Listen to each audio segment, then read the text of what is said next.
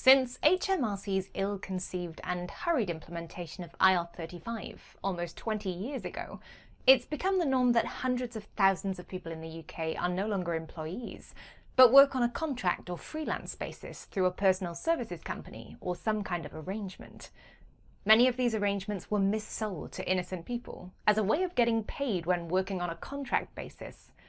Employers have encouraged this, so they don't need to pay all the tax and national insurance that they have to pay for their own employees. In fact, it's coming to light that huge organisations like the BBC, the NHS, and even the government themselves have insisted on this for years. There's no financial advantage for the people working through these schemes.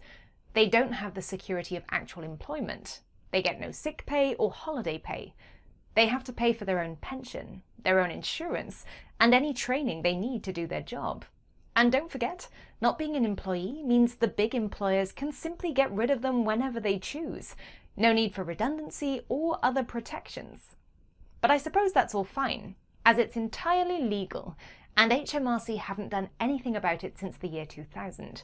Though we are hearing stories in the press now about how members of its parliament feel it's immoral to force people to work in this way. But for the first time, in 2016, HMRC announced that many of these schemes do not work. And when they said do not work, what they really meant was that they considered them to be tax avoidance schemes. They didn't contact the hundreds of thousands of people in these schemes to warn them. They just updated their website, which nobody looks at. And overnight, ordinary people became tax avoiders. Of course, they're not tax avoiders. They're just ordinary people like you and me, stuck working in one of those hundreds of schemes that were invented after IR35 was introduced, many of which still exist quite legally today. But now that HMRC have said that these schemes do not work, they want to get all the tax and national insurance paid as if everyone was an employee. But how? All of us have been happily filling in tax returns and paying tax year after year. HMRC always took our money and never said we were doing anything wrong. So what are HMRC planning to do?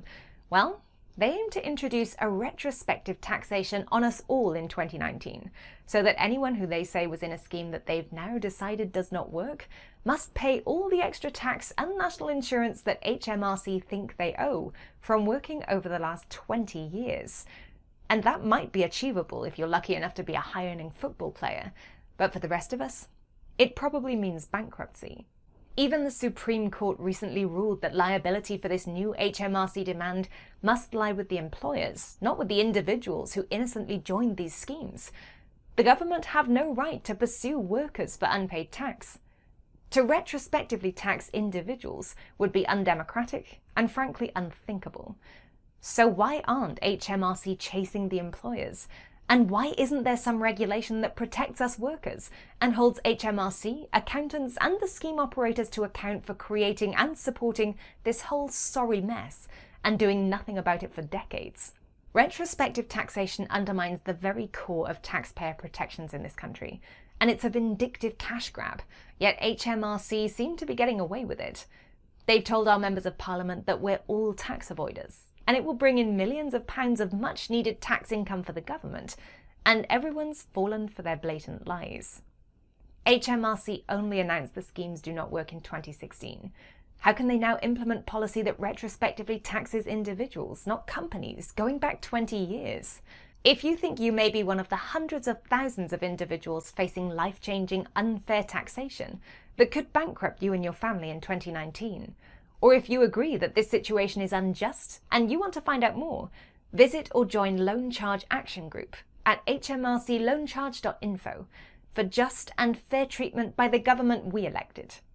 We won't stand by and see hard-working, ordinary people ruined by HMRC's incompetence, unfairness and inaction over the last 20 years.